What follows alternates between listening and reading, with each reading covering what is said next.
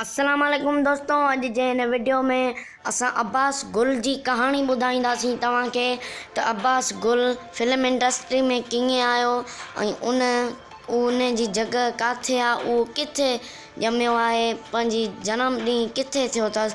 त दोस्तों इहो सभु कुझु असां हिन वीडियो में तव्हांखे ॿुधाईंदासीं, त वीडियो खे लास्ट ताईं ज़रूरु ॾिसिजो।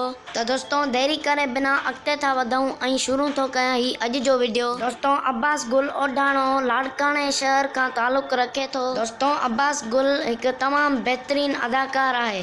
दोस्तों अब्बास गुल पंहिंजा परावा ड्रामे मां तमामु घणी शोहरत हासिलु कई। उनजो पहिरियों ड्रामो उहो हुयो जेको हिन खे शोहरतनि जी बुलंदियुनि ते हिन खे पहुचाए छॾियईं, हिन जो करियर ठाहे छॾियईं। हिन ॿिया बि ड्रामा कया हुया पर हिन जो करियर ठाहिण वारो ड्रामो इहो ई हुयो, पंहिंजा परावा। दोस्तों अव्हांखे ॿुधाईंदो हलां त अब्बास गुल काफ़ी ड्रामनि में कमु कयो आहे, पर सभ खां हिट ड्रामो जेको हिन जो हुयो उहो पंहिंजा परावा हो। दोस्तों अब्बास गुल जा वॾा सऊदी अरब में रहंदा आहिनि, पर पाण उहो हिते सिंध में रहंदो आहे, छो जो हू अदाकारी ख़ातिर उहो हिते थो रहे। दोस्तों अब्बास गुल शादीशुदा आहे ऐं हिकु तमामु बहितरीनु आर्टिस्ट आहे। दोस्तों अब्बास गुल दर्दनि जो दरिया ड्रामो जेको हुयो उन में बि तमामु घणो कमु कयो आहे ऐं तमामु बहितरीनु कमु कयो आहे। ऐं दोस्तों उन ड्रामे में बि तमामु सुठी मौट मिली अथसि।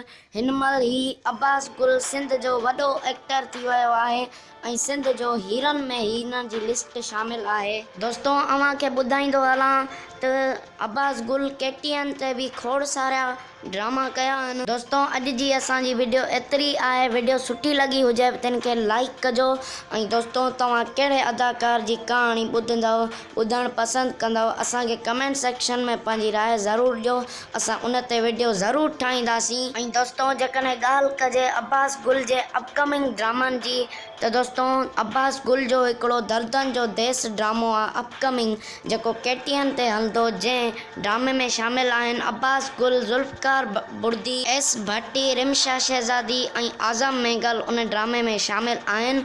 ऐं अब्बास गुल जी हिकिड़ी नई फिल्म बि अची रही आहे, उहा ईद ते रिलीज़ थींदी KTN एंटरटेनमेंट जे YouTube चैनल ते। त दोस्तों इहे हुया ड्रामा अपकमिंग अब्बास गुल जा ऐं फिल्म।